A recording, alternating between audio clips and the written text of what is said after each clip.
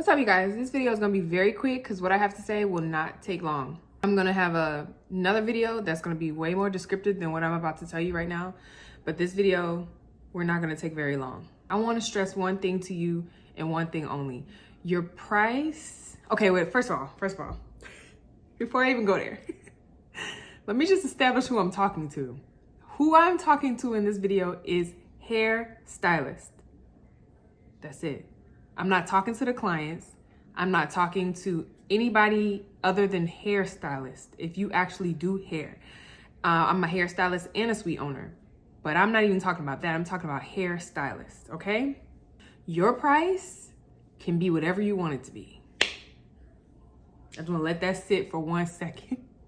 Again, like I said, I'll make a more detailed video, but this one I would be real quick and just tell you that I don't care what anybody tells you. Your price can be whatever you want your price to be, okay? Now, I'm gonna give you an example so that this makes sense, all right? Let's say you have a house. This house is wherever you want it to be. Location absolutely matters when it comes to pricing of homes, but that's a little deeper into what I'm trying to explain to you right now. You just have a house. It don't matter, whatever house you envisioned in your mind, it could be a shack or it could be a mansion. It doesn't matter.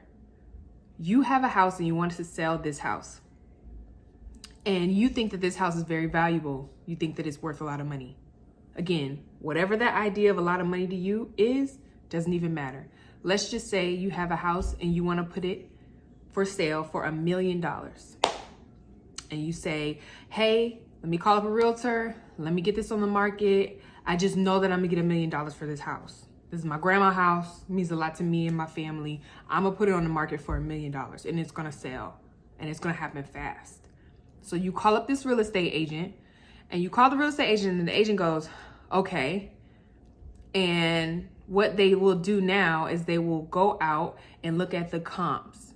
They will look at other houses in the neighborhood or other neighboring houses, look at how many bathrooms, how many bedrooms, what type of equipment you have in the home. I said equipment, but I mean like, yeah, equipment, whatever. You have, what is this? granite countertops. What type of flooring do you have? What type of cabinetry do you have? Do you have a garage? All these different things factor into when they, want to put on the market for how much. Because just because you say it's worth $1 million doesn't mean that the market will say that it's worth $1 million, okay?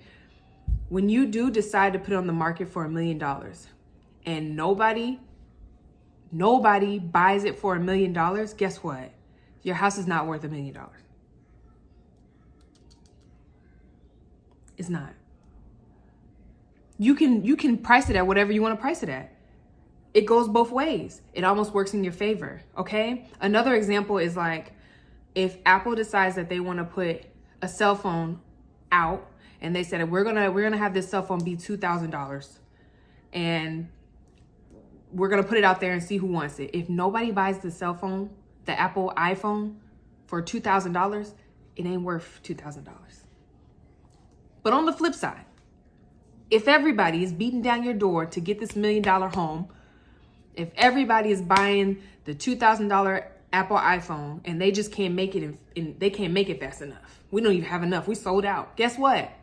It's probably worth more than $2,000. It's probably worth more than $1 million.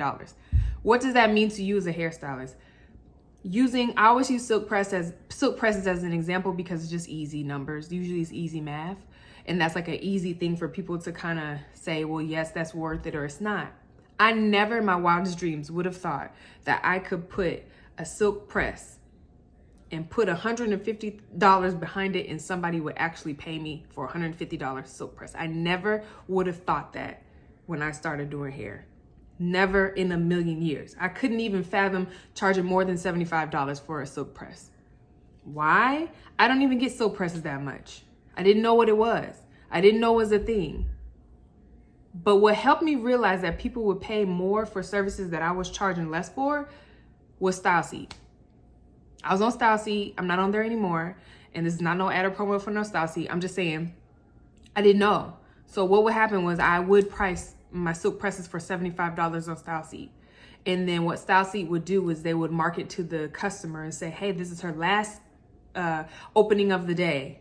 And so it is going to be an additional X amount. It's going to be an additional X amount of dollars for the service. And then it comes up being $150. And they would pay it. And Stylist would say, thank you, I'm going to take 40% of that and then give you the rest. And I was like, well, wait a minute.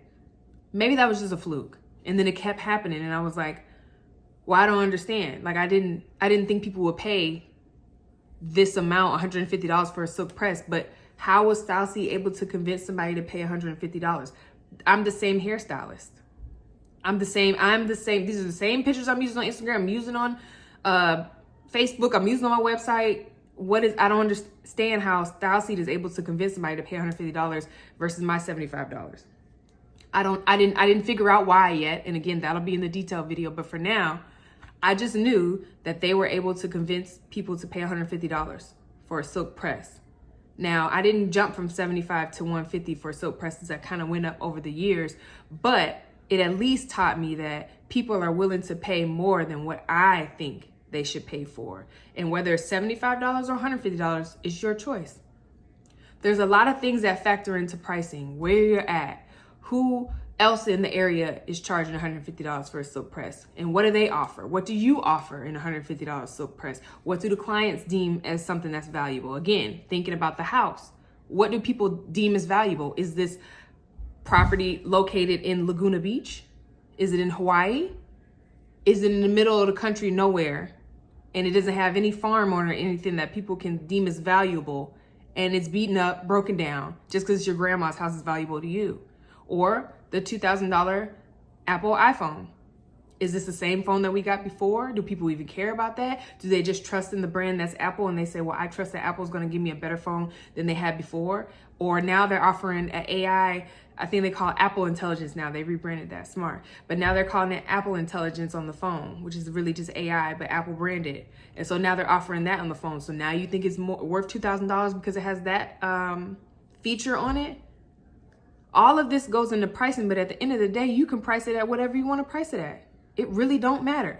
And the reason why I said this video is for hairstylists and not the clients, because the clients are going to always tell you to go less. They're always going to tell you to do that. You should only listen to your clients sometimes. You should listen to feedback on certain things.